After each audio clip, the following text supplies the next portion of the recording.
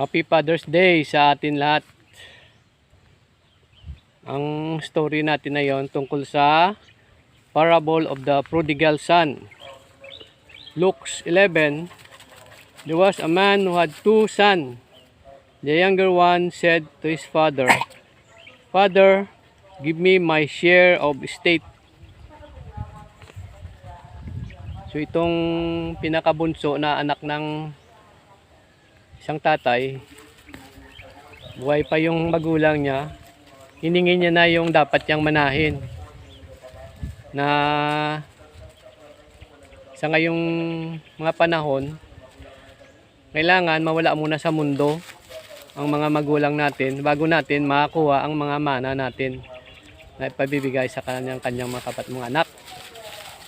Napakabait itong magulang na to kasi hinati niya yung kayamanan niya at ibinigay sa kanyang panganay or youngest son.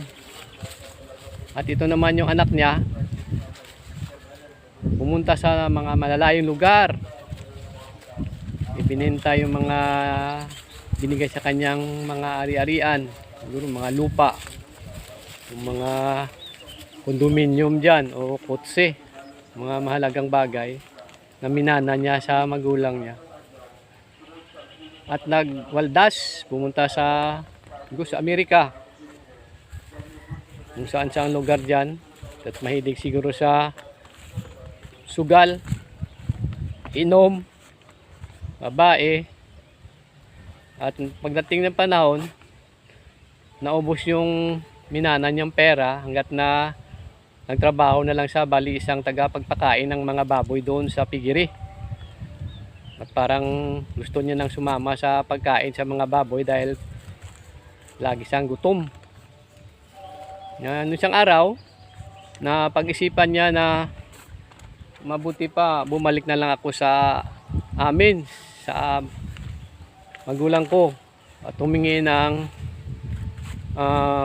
paumanhin na nakagawa ako ng kasalanan. At nung dumating siya doon, welcome naman siya sa kanyang papa o sa kanyang magulang. At siya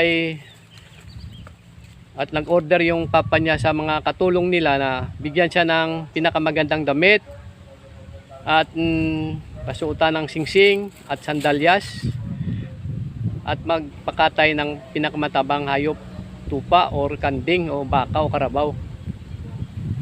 Dahil yung anak ko na nawala ay bumalik at nandito ngayon, magsiselebrate tayo. Nung nakita naman to ng panganay na anak, ay nagalit siya kanyang ama dahil sabi niya,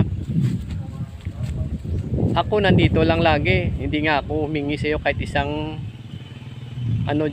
isang mga tupa natin dyan o baka na ikatayin.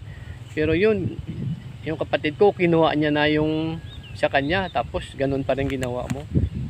At sabi naman ng papa, sabi niya, ang lahat-lahat naman dito sa bahay, nasa iyo na yun. Mag-celebrate tayo dahil yung kapatid mo namatay na yun, nabuhay, at nandito ngayon bumalik sa atin. Hindi ka ba nasayahan doon? Kaya ang kwento nito tungkol sa pagwaldas ng kayamanan at sang sa magulang, dahil mahal niya yung mga anak niya na hindi pa dapat ibigay ang mga dapat niyang kukunin dahil buhay pa. Dahil itong mga minamana, makukuha mo lang yun pag wala na yung mga magulang mo.